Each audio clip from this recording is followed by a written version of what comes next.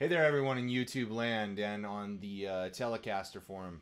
I'm here to show off the video that I promised you guys of the new Tele build.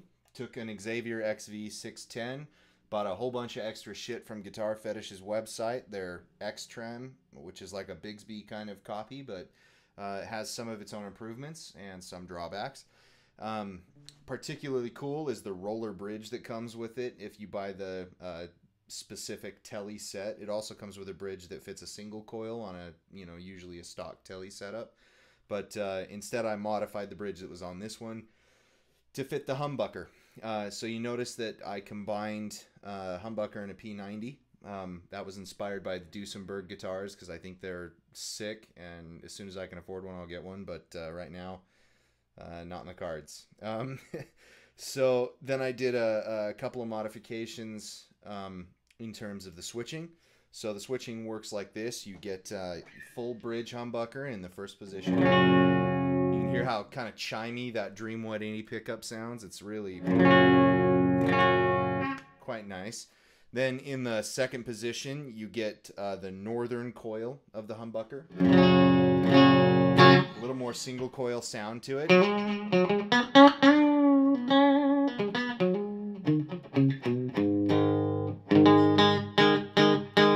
Pretty twangy. I like it. Middle position is going to be both pickups at full. This can have kind of really great jazzy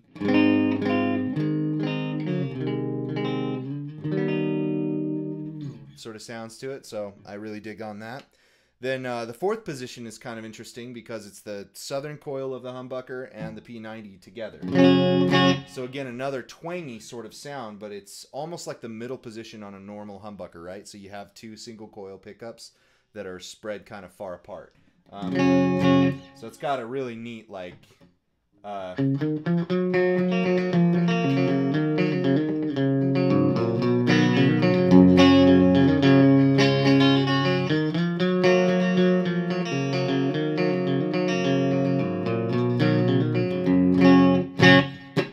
the kind of twang in it, right?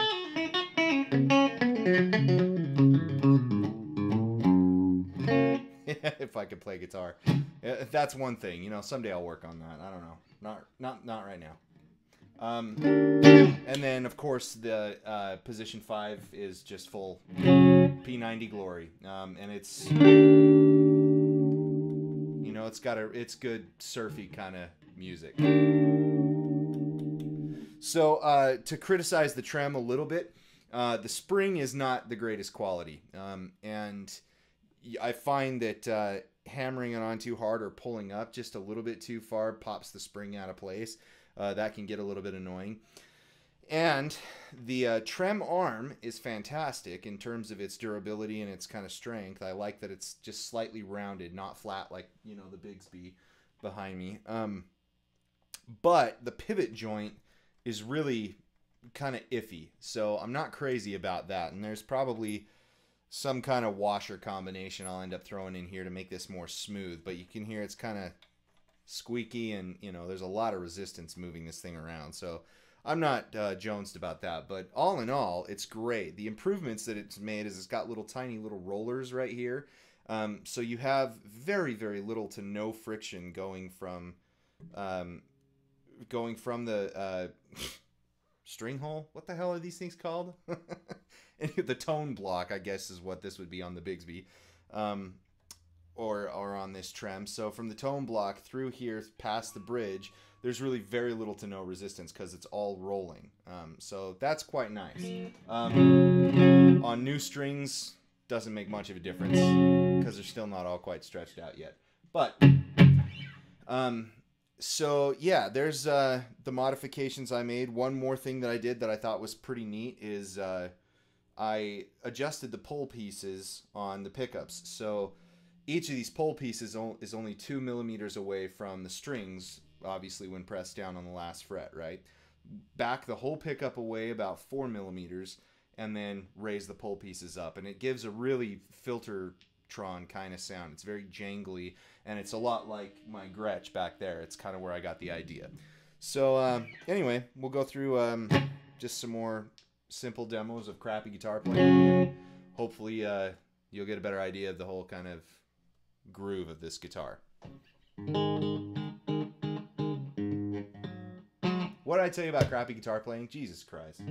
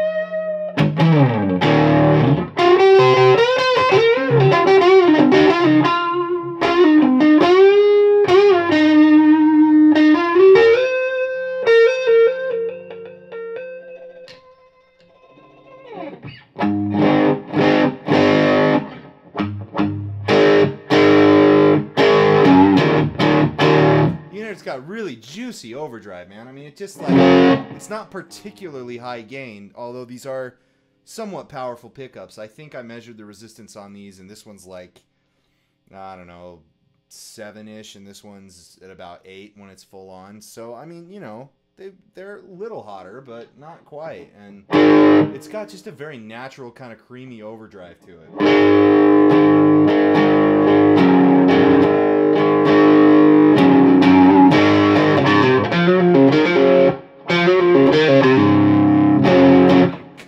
I can't believe I ever made money doing this.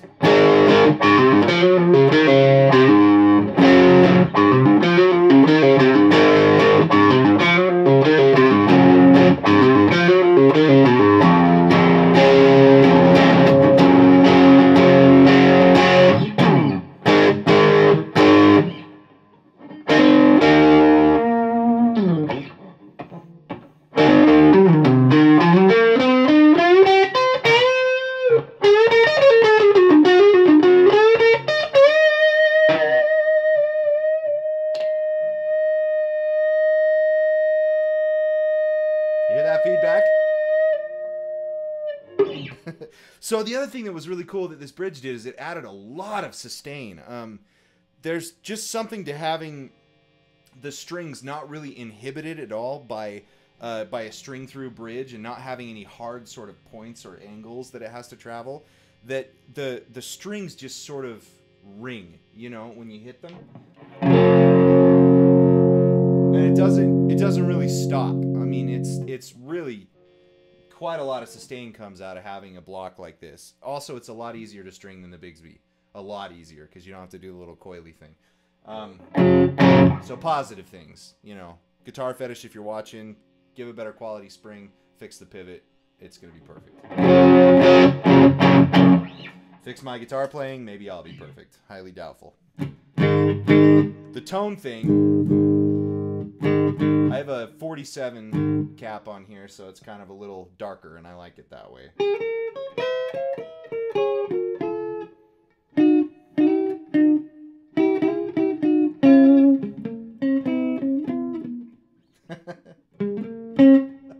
Fuck it. Forget it. Let's go to something I know how to play. So this is one of my favorite things to do.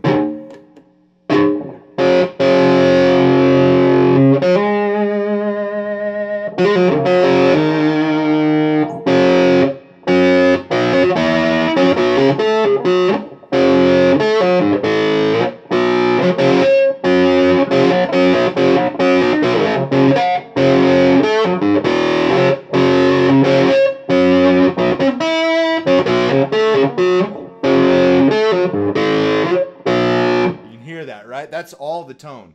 right? Just roll the tone off, put it on a single coil, and let it do its job, man. It's all the guitar, no effects at all.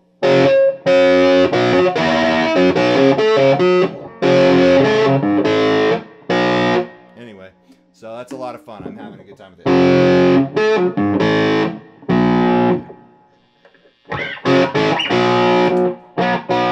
And of course with super high gain. So yeah, email me with any questions if you have them, or if you even care. But it's been a joy kind of putting this thing together, and hope you like the demo. Don't comment on the guitar playing, because I know it's rubbish, and someday I'll fix that like I fix guitars. Anyway, thanks for watching, and hopefully I didn't bore you to death, but I probably did. Thanks. Okay, so quick edit. Guess what I forgot to do? Forgot to talk about this unbelievable neck on this guitar. So I got this neck from Guitar Parts Zone, I believe, on eBay. Ridiculous buy. It was 90 bucks, and the thing looks insanely beautiful. I mean, pearl block inlays, legitimate pearl block inlays.